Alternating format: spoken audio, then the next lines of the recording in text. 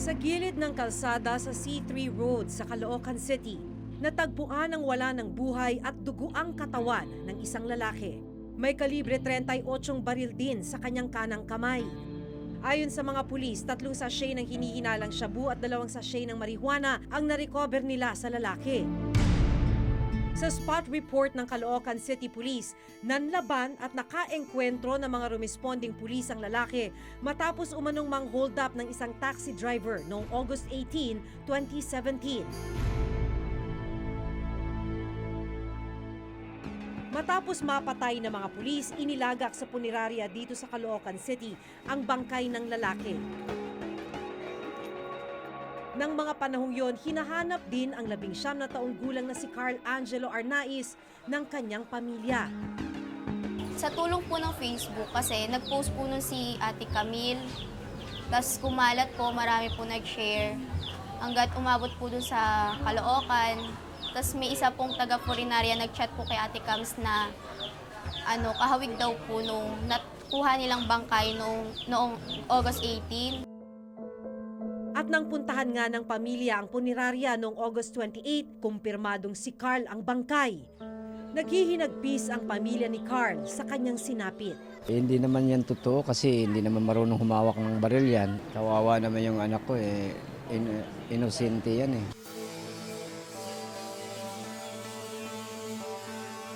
Dito sa PCP2 ng Caloocan, naka-assign yung 2 pulis na nagsabi sa kanilang spot report na nakabarilan nila si Carl Arnaiz na naging dahilan ng pagkamatay ng UP student.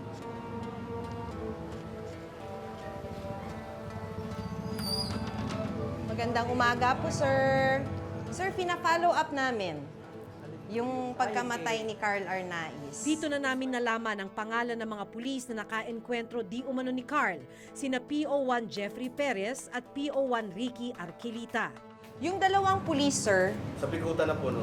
Nakasay. Nalipat na po, na babaan na sila ng order kasama yung Ito, sir, may order po dito. Opo, doon na po sila ngayon nakaasay. Nasa custody na po sila ng September dito na 3. po namin. anong ibig sabihin nun, sir? Doon na po sila naka-assign ngayon. Reassignment. Opo, nililip na po sila yung 2 pulis at saka Parang reassign sila, sir, sa holding and accounting unit nung September 3 pa, sir. Sir, sa Camp Bagong Diwa po to.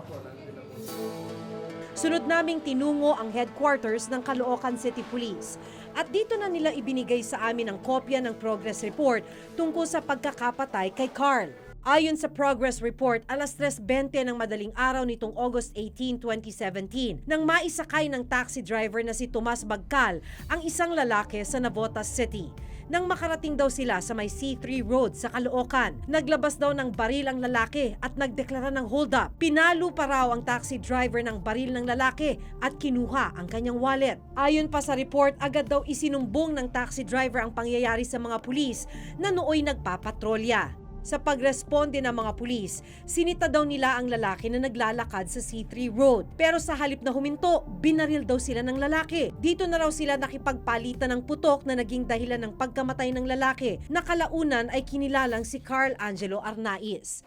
Pero hindi kumbinsido ang pamilya ni Carl sa bersyon ng mga pulis. Dahil hindi pa naibibigay sa pamilya ang autopsy report ng PNP sa katawan ni Carl, September 3, 2017, hiniling nila sa Public Attorney's Office Forensic Laboratory na i-autopsy ang bangkay ng binata. Matapos ang isinagawang forensic analysis at re-autopsy ng PAW, lumabas na may 5 tama ng bala sa katawan ni Carl. 3 sa gitna ng dibdib, 1 sa gilid ng dibdib malapit sa tagiliran at 1 sa likod ng braso. Ayon mismo sa PAW, sinadyang patayin ang binata. Dun sa nakita ninyo, sir, sa autopsy ninyo, was there intent to kill? Definitely, no? Kasi itong mga tama dito, lalo na itong 3 tama dito na nasa puso, nasa ibabaw ng lungs natin, andyan yung vital organs eh. Matamaan lang isa dyan, pwede ka nang mamatay. So any of those gunshot wounds ni Carl, ay kamamatay niya. Ayon pa kay Dr. Erfe, kung pagbabasihan ng mga tama ng bala sa katawan ng biktima, posibleng nakaluhod siya ng barilin. Nakaluhod. Yes, oo. Pagkatapos nung 3 baril, sir, na nakaluhod, may dalawa pa. May dalawa pa. Ano nangyari, sir? Doon sa dalawa na yon, nakita namin na upward na yung trajectory. Saan This yun time, tumama, dito rin sir? sa dibdib yun. Dibdib Dalawa ulit. yun. Opo. Dalawa dito, tumama. At ito ay upward na ang trajectory. So sa reconstruction namin, it looks like na this was inflicted, itong dalawa na ito, na nakahiga na si Carl.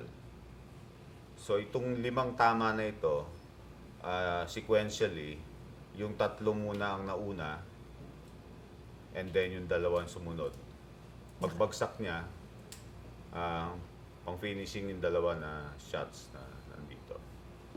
Nakitaan din ng PAO si Carl ng marka sa magkabilang kamay na posibleng pinusasan daw ang biktima. May mga pasa at sugat rin siya sa mata, sa may binti at paa. Indikasyon daw na posibleng pinahirapan at kinaladkad muna si Carl bago patayin. Nakita rin namin na maga yung mata niya, may pasa. Ibig sabihin, may interval yung time na binubugbog siya at nung pinatay siya. Kasi it takes time bago mamaga ang katawan natin eh. At it takes time din bago pumasa. So ang estimate ko doon mga at least 20 to 30 minutes na binubugbog siya.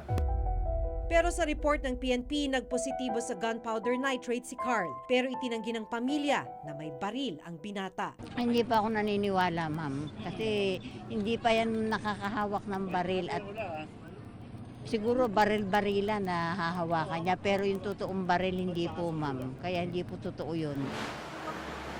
Sa aming patuloy na pagsisiyasat, lumalabas na may 2 affidavit ang taxi driver na si Tomas Bagcal na di umano'y hinold up ni Carl Angelo. Ang isa isinumite noong August 18, 2017 kung saan may lagda ang driver at isa pang affidavit na isinumite naman noong August 29, 2017 pero wala itong lagda ni Bagcal.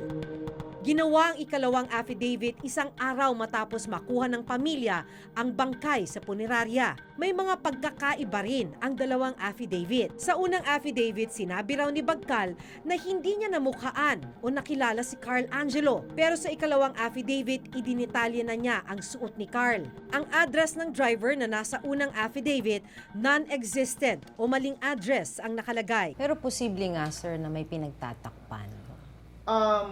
Doon sa punto na 2 affidavits, meron tayong pagdududa na merong mga dapat nating pagdudahan kasi you're not supposed to do 2 things.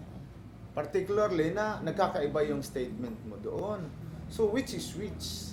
Yun na yung titingnan natin. The first one or the second one? Para malaman ang panig ng taxi driver, pinuntahan din namin ang terminal ng taxi company. Dalala lang po, ma'am. Pag dumating po yung driver namin, Opo. ibigay ko lang po yung number niyo. Sabihin ko lang na nakontakin po kayo. Hindi si Carl ang unang estudyanteng naging questionable ang pagkakapatay ng mga pulis. Si Kian De Los Santos, isa rin sa napatay ng Caloocan City Police matapos umanong manlaban. Pero gaya ni Carl, ayon sa PAO, nakaluhod si Kian ng barilin. Sa pagpapatuloy ng Senate hearing sa pagkakapatay kay Kian De Los Santos, tinalakay rin ang pagkakapaslang ng Caloocan Police kay Carl Angelo Arnaiz. Lumabas na tugma ang resulta ng autopsy ng PNP Crime Laboratory sa report ng PAO. Parehong natuklasan na may 5 tama ng bala sa katawan ni Carl. Pareho rin ang obserbasyon ng PAO at PNP Crime Lab na posibleng binaril si Carl habang nakaluhod. Possibly, the assailant could be in standing position and the victim, Carl, is in a lower position as compared to the assailant.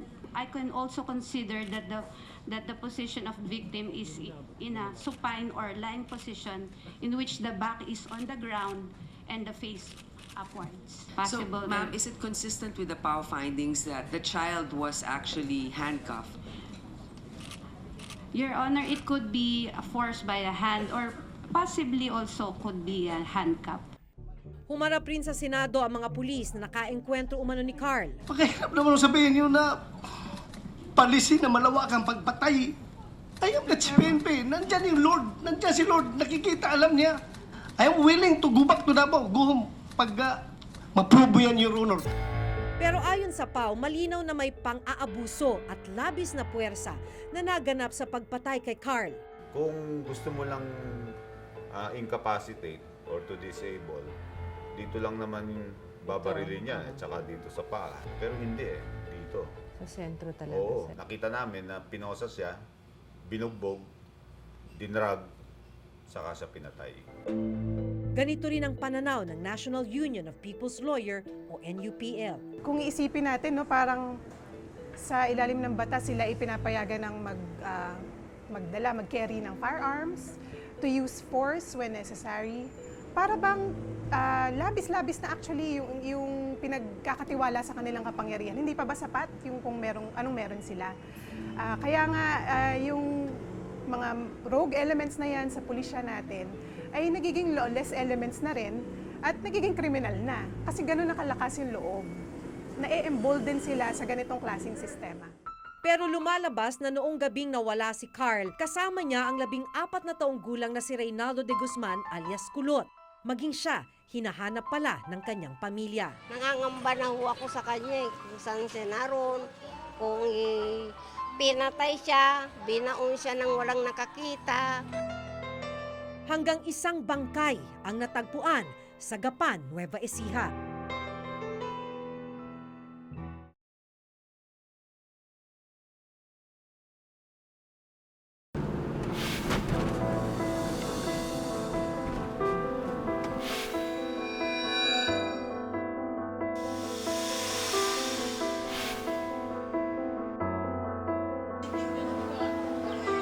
Noong gabing mawala si Carl Angelo Arnaiz, ayon sa kanyang kaanak, huli siyang nakitang kasama ang 14 na taong gulang na si Reynaldo de Guzman alias Kulot.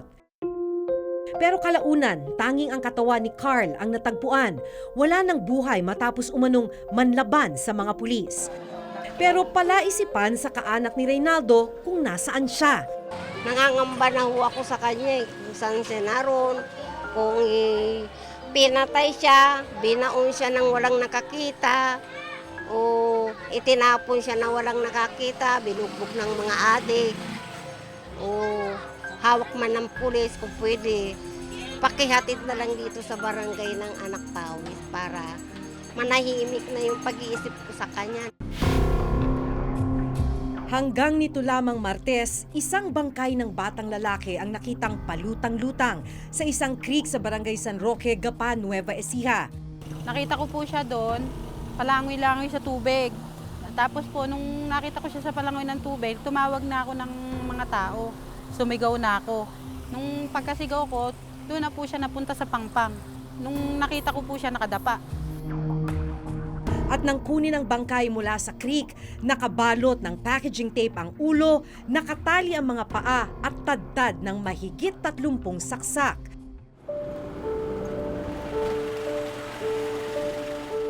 Nang makarating sa kaalaman ng nanay ni Reynaldo ang tungkol sa bangkay, kaagad siyang nagpunta sa Nueva Ecija. At nang makita sa morgue, dito na niyang nakumpirma na si Reynaldo o Kulot nga ang natagpo ang bangkay na tadtad ng saksak. Matapos ang halos 3 linggo, natapos ang paghahanap ng pamilya ni Reynaldo. Pero naghihinagpis sila sa karumal-dumal na sinapit ng binatilyo. Sana po maparusahan, bitayan na lang po niyo. Kasi maraming krimen na nangyayari.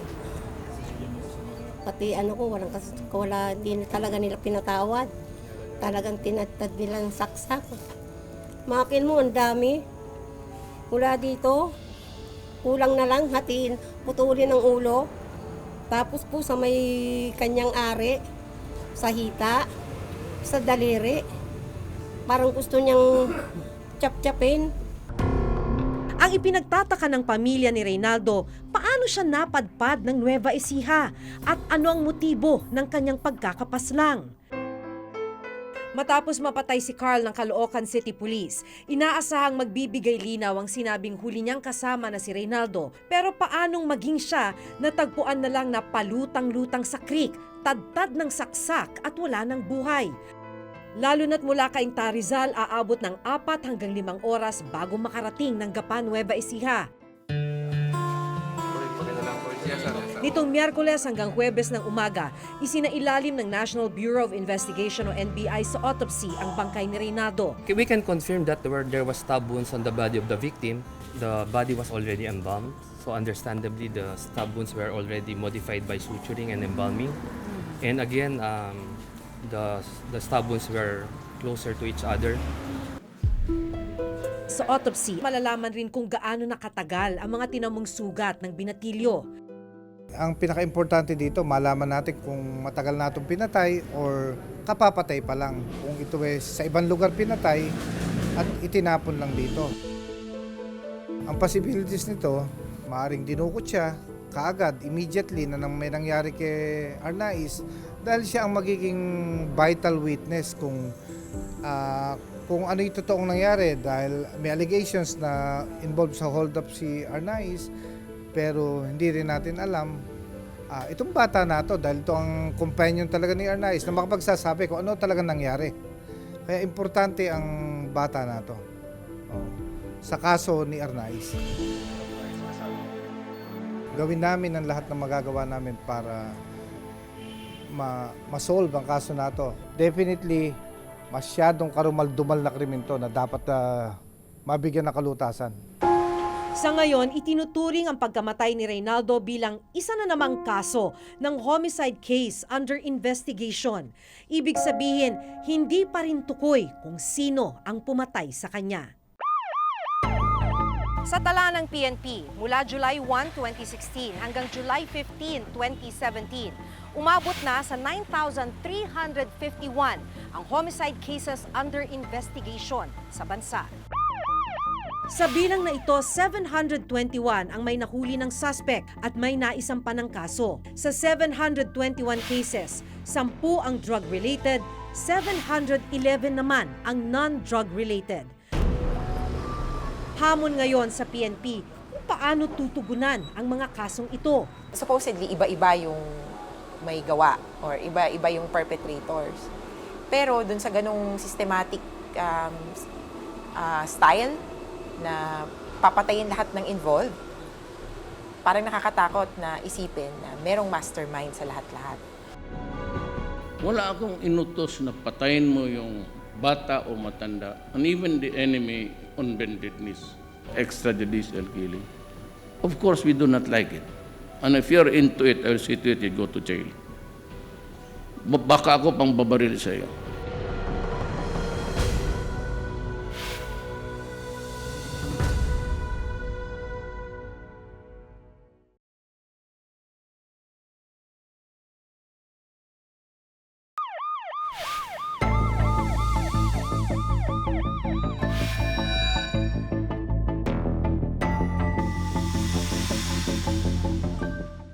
Dalawang patay, palagay na natin, pinatay, murder. Is that already a policy?